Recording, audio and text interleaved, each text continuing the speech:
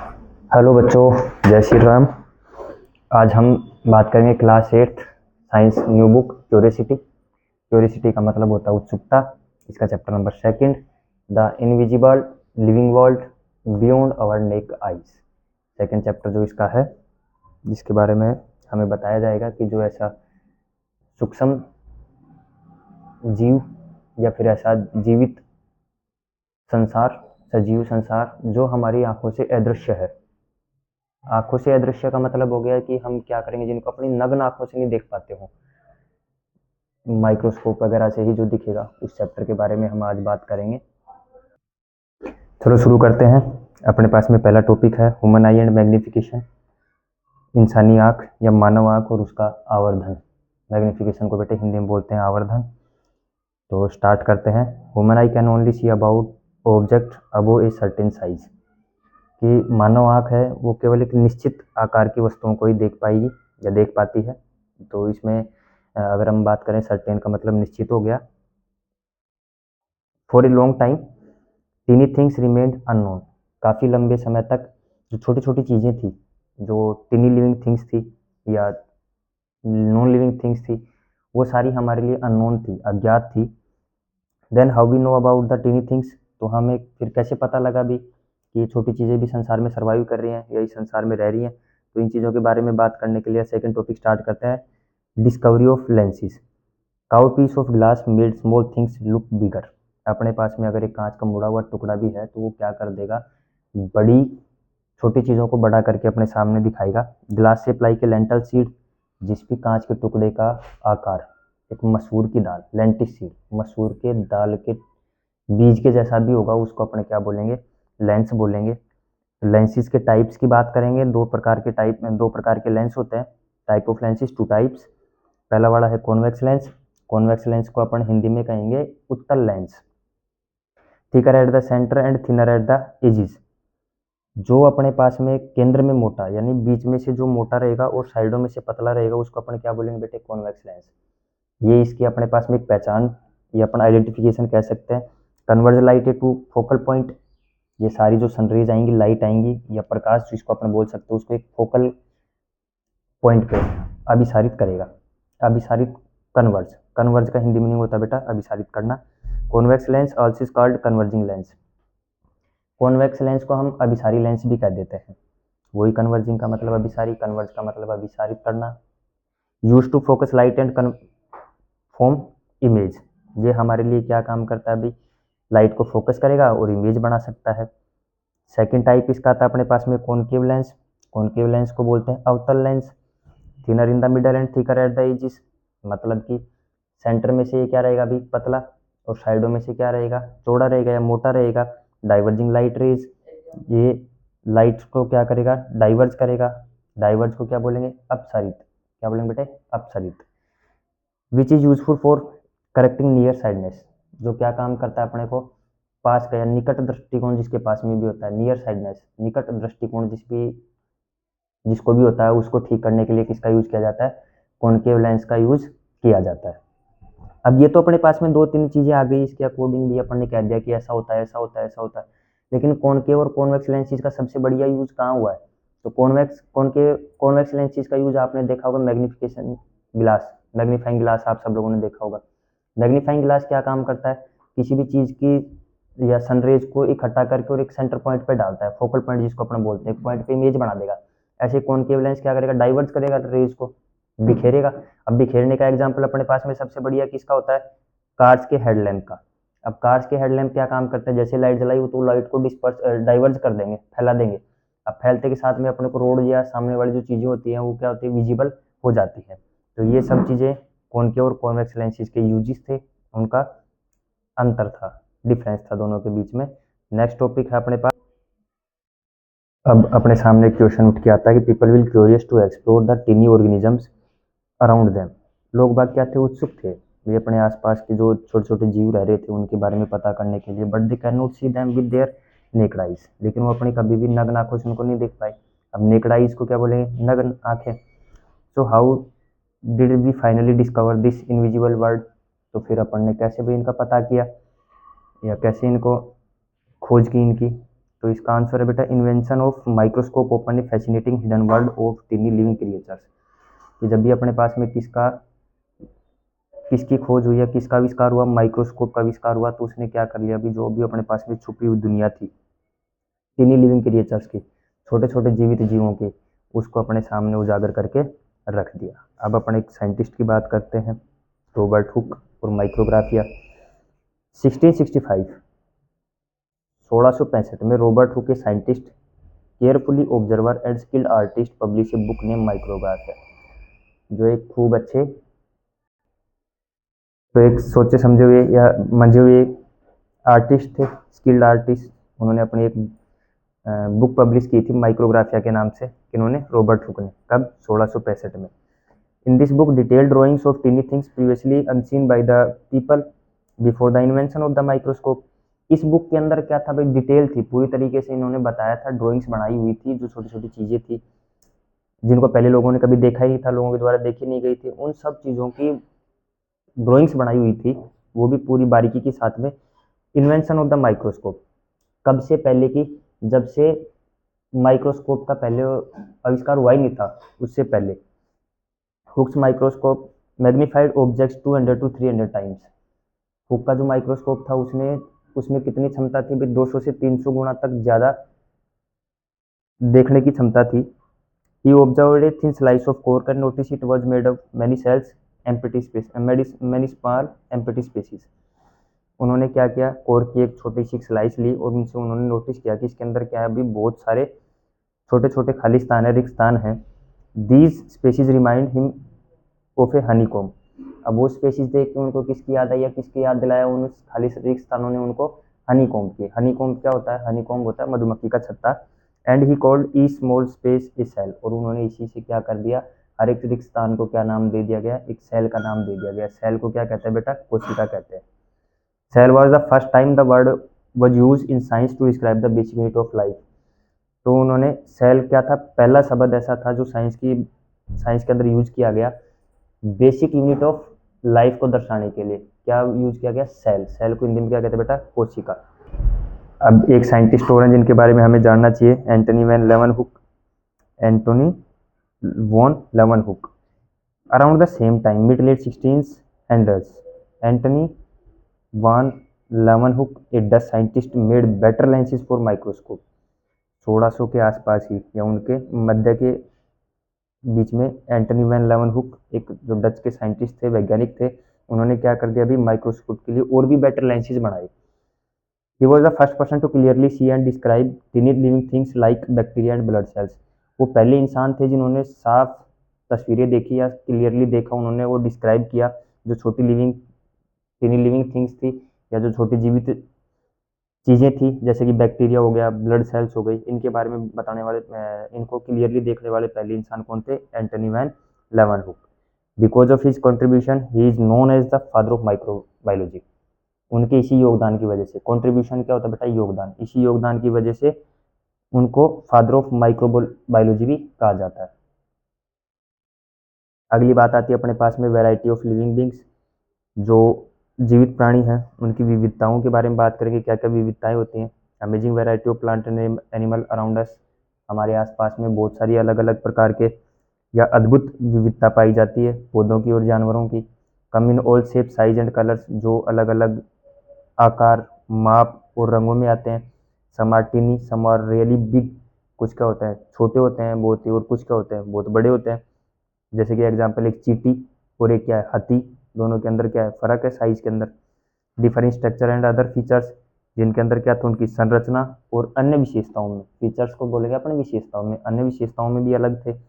These living beings, plants और animals are called organisms. इन जीवित प्राणियों को या लिविंग बींग्स, जीवित प्राणियों को, चाहे वो पौधा हो या जानवर हो, इन्हीं क्या कहा गया, ऑर्गेनिज्म कहा गया, जीव कहा गया। नेक्स्ट टॉपिक अपने पास में आता है, what is cell. What is cell, cell मतलब क्या होता है, कोशिका। होती क्या है सेल, उसके बारे में हम बात करेंगे इस टॉपिक के अंदर। और living beings are made up of cells. जितने भी जीवित जीव हैं वो सारे किसके बने हुए हैं, सेल के, कोशिका के बने हुए हैं। अंडरस्टैंड, आगे चलो। A cell is the basic structure, functional and biological unit of all living organisms. सभी जीवित प्राणियों की सेल क्या, अभी स्ट्रक्चर, संरचनात्मक, फंक्शनल, कार्यात्मक, और बायोलॉजिकल। बायोलॉजिकल का मतलब क्या हो गया, जैविक, यूनिट, इकाई। तो अपने पास में सेल की अगर अपन बात करेंगे तो सेल क्या हो गई, संरचनात्मक, कार्यात्मक और जैविक इकाई किसी भी ऑर्गेनिज्म की, उसको अपन क्या कहेंगे, सेल कहेंगे। अब अगला एक छोटा सा टॉपिक आया था उस बुक के अंदर दे रखा है, ह्यूमन चिक सेल। तो चिक सेल की जो अपन स्ट्रक्चर की बात करेंगे कि आकार कैसा होता है, उसका शेप कैसा होता है, पॉलीगोनल और इरेगुलर शेप होती है। पॉलीगोनल का मतलब बहुभुज होता है और अनियमित आकार की। इरेगुलर का मतलब क्या होगा बेटा, इरेगुलर आकार की ह्यूमन चिक सेल्स होती है। इसके मेन पार्ट्स क्या है, मुख्य भाग 3 होते हैं।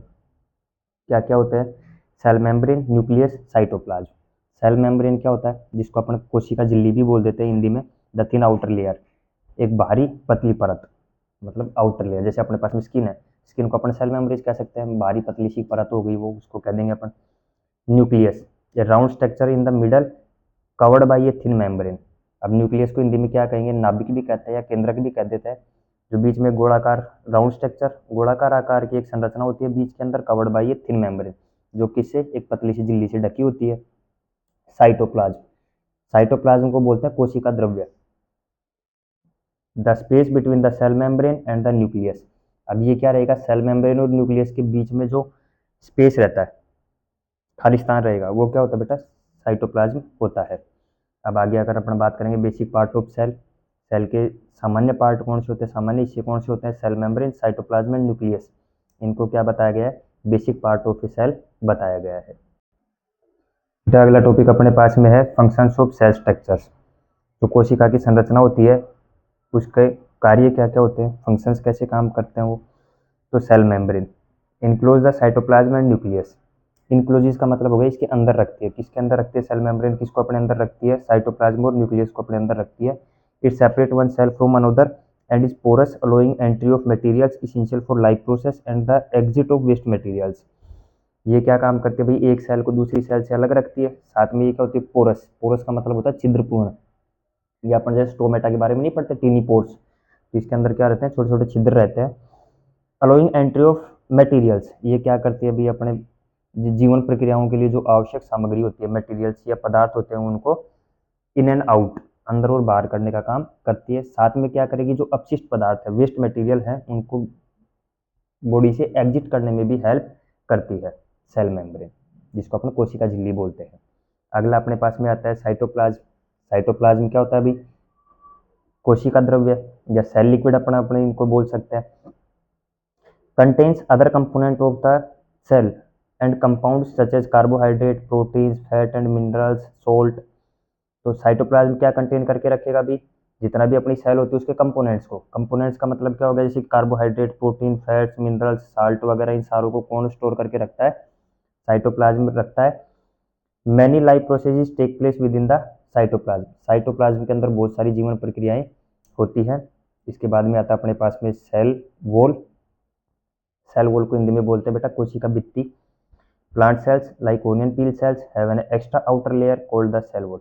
अब बात आती है यहाँ पे, सेल वॉल किसके पास में मिलेगी, ओनली प्लांट सेल्स में। जैसे कि अपन ने ओनियन पील के बारे में बात की है, तो ओनियन पील क्या होता है अभी अपने पास में, उसको जितनी भी आउटर लेयर होती है कवरिंग, एक लेयर निकाली, एक पील निकाला, फिर उसके बाद में दूसरी लेयर निकल जाएगी, तीसरी निकल जाएगी, चौथी लेयर निकल जाएगी, ऐसे बहुत सारी सेल्स होती है। लेकिन जो बाह्य सेल रहेगी, बाहर वाली जो लेयर रहती है, उसको अपन क्या बोलेंगे, सेल वॉल बोलेंगे। जो extra outer layer called the cell wall, जिसके अंदर क्या रहती है अभी अपने पास में, भारी परत होती है, जिसको कोशिका भित्ति भी कहा जाता है, सेल वॉल कहा जाता है। आगे अपने पास में आता है सेल स्ट्रक्चर्स एंड फंक्शंस। कोशिका संरचना और कार्य सेम चीज है, फंक्शंस ऑफ सेल स्ट्रक्चर आया था, लेकिन यहाँ पे किसकी आ गई, कोशिका के फंक्शंस और कार्य आ गए। The nucleus regulates all cellular activities and growth. जो अपना नाभिक होता है या जो केंद्रक होता है, वो क्या करता है भाई, सारी कोशिकीय गतिविधियों को, सारी कोशिकीय गतिविधियों को और उनकी ग्रोथ, ग्रोथ को हिंदी में बोलते हैं वृद्धि, को नियंत्रित करके रखता है। मतलब कि न्यूक्लियस क्या रेगुलेट करेगा भाई, जितनी भी अपने पास में सेलुलर एक्टिविटीज होती है, फिर इनकी ग्रोथ होती है, उनको कंट्रोल करके रखता है। Cells are complex structures made of many different parts. Cell क्या है, बहुत एक कॉम्प्लेक्स स्ट्रक्चर्स, कॉम्प्लेक्स स्ट्रक्चर्स को अपन बोलेंगे जटिल संरचना, कि जैसे कि भाई 1 2 3 4 5 10 फ्लोर हो गए, 10 फ्लोर को अपन सिंगल तो नहीं बोल सकते ना, single storeyed multi storeyed building बोलते हैं। वैसे ही क्या होगी, कोशिका भी एक जटिल संरचना है, made of money different parts, जो अलग अलग प्रकार के हिस्सों से बनी होती है, each with its own specific functions, और हर एक का अपना एक अलग या खास काम होता है। Working together to allow the cell and the entire organism to work, जो क्या काम करते हैं सारे एक दूसरे के साथ में मिलके, और सेल को काम करने के लिए अलो करते हैं एक साथ जुड़ के, या पूरे जीव को जो कार्य करने की अनुमति देने के लिए एक साथ काम करते हैं, उसको अपन क्या कह देंगे, सेल स्ट्रक्चर और फंक्शन कह देंगे। तो अपना अगला टॉपिक आता है बेटा प्लास्टिड्स। प्लास्टिड्स क्या होते हैं, टिनी rod shape structures found in the plant cells. Plastid किसके अंदर पाए जाएंगे, पौधे के अंदर। तो पौधे के अंदर पाए जाने वाली कोशिकाएं छोटे रोड शेप स्ट्रक्चर होती है, रोड की जैसी स्ट्रक्चर्स बनी रही हैं, उनको अपन क्या कहेंगे, प्लांट के अंदर प्लास्टिड्स कहेंगे। अगला टॉपिक आता है अपने पास में क्लोरोप्लास्ट। क्लोरोप्लास्ट क्या होता है, a type of plastid containing chlorophyll which make plants green and is essential for photosynthesis. एक प्रकार का क्या होता है अपने पास में प्लास्टिड होता है, जो क्या कंटेन करके रखता है बेटा, क्लोरोफिल। अब क्लोरोफिल का अपने को सबको पता है, green colour pigment present on the surface of the leaves is called chlorophyll. जो क्या करेगा भी, पत्तियों की सरफेस पे ग्रीन कलर का पिगमेंट पाया जाता है, उसको अपन क्या कहते हैं, क्लोरोफिल कहते हैं। तो क्लोरोप्लास्ट भी क्या होता है, एक तरह का प्लास्टिड होता है, जो क्या कंटेन करके रखता है, क्लोरोफिल कंटेन करके रखता है, जो प्लांट को ग्रीन हरा दिखने में मदद करता है, एंड इसेंशियल फॉर फोटोसिंथेसिस, जो क्या करेगा, प्रकाश संश्लेषण। फोटोसिंथेसिस को हिंदी में क्या कहते हैं बेटा, प्रकाश संश्लेषण, उसके लिए बहुत ही जरूरी होता है। Non green plastid help store important substances. अब जो ग्रीन प्लास्टिड नहीं है वो क्या करेंगे भी, जो नॉन ग्रीन रहते हैं प्लास्टिड्स, वो क्या करते हैं, बहुत सारे जो इंपॉर्टेंट मटेरियल या सब्सटेंस होता है प्लांट के अंदर, उसको स्टोर करने का काम करता है। अगला टॉपिक अपने पास में आता है वैक्यूल। वैक्यूल क्या होता है अभी, प्लांट सेल्स है large empty looking storage space called a vacuole. क्या होता है अपने पास में, प्लांट सेल के अंदर एक बहुत बड़ा खाली रिक्त स्थान होता है, स्टोरेज टाइप, जो संरक्षित करके रखता है, उसे वैक्यूल कहते हैं। भंडारण भी कह सकते हैं, या एक जगह स्टोरेज को भंडारण, जो स्टोरेज करके रखेगा उसको अपने क्या बोलेंगे, वैक्यूल्स बोलेंगे। Help the plant cell store substances get rid of waste and maintain cell shape.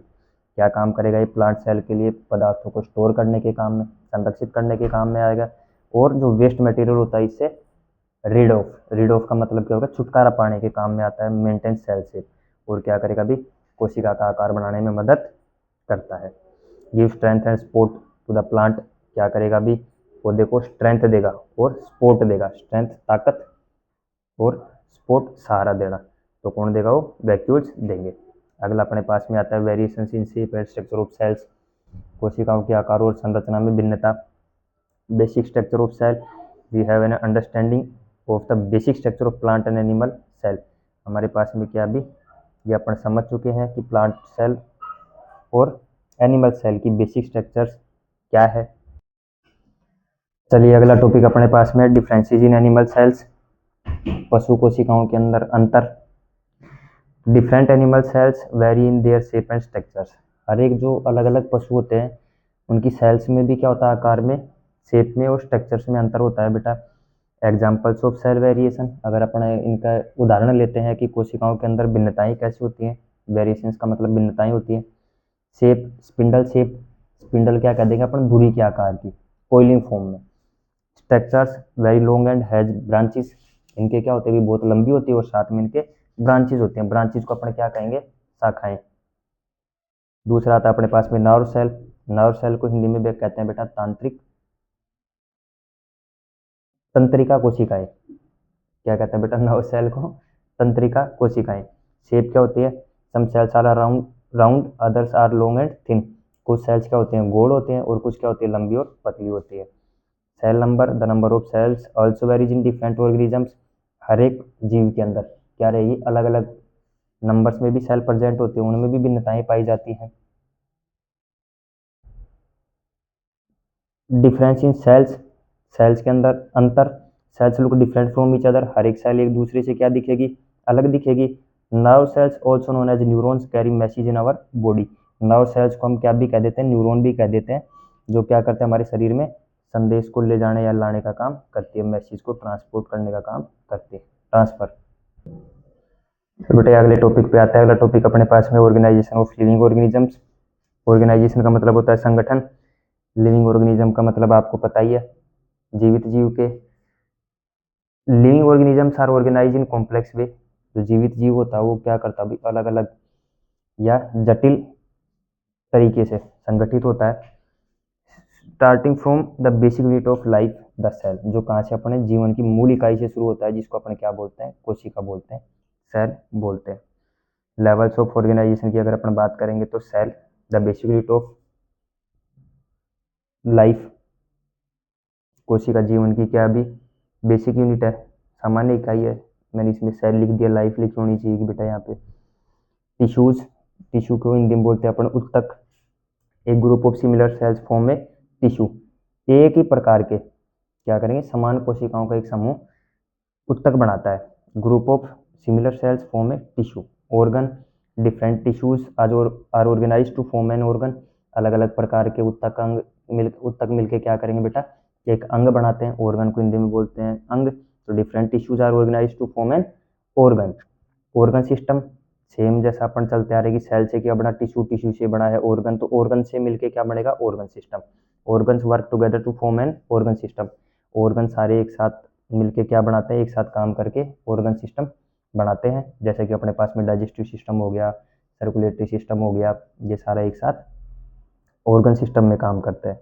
Organisms, all the organ system together make up A complete organisms. अब जितने भी ऑर्गन सिस्टम हो गए वो सारे एक साथ मिलके क्या बना देते हैं, कंप्लीट ऑर्गेनिज्म बना देते हैं, एक पूरा जीव बना देते हैं, जैसे कि प्लांट या गया या कोई एनिमल हो गया। Single cell organisms begin as a single cell and have the ability to divide repeatedly. तो इसके अंदर क्या होता है, अभी अपने पास में एक ये सिंगल सेल से शुरू होता है और साथ में क्या करता है, एग भी अगर इसको बोल देंगे अपन, एग से शुरू होके और क्या बना देता है, बार बार विभाजित होने की क्षमता रखता है। डिवाइड का मतलब विभाजित होना, रिपीटेडली मतलब जल्दी, क्षमता रखता है ये। जैसे कि अपने पास में एग्जाम्पल हो गया अमीबा का, फैमिलियर होंगे हम सब। मल्टी सेलुलर ऑर्गेनिज्म क्या होते हैं, बहुकोशिकीय जीव। Living beings made up many cells, जो क्या होता है भी ऐसे जीवित जीव जो क्या करते हैं, बहुत सारी सेल से मिलकर बने होते हैं, जैसे कि ह्यूमंस हो गया, प्लांट्स हो गया, ये सब किसके हैं, मल्टी सेलुलर ऑर्गेनिजम्स के एग्जाम्पल है।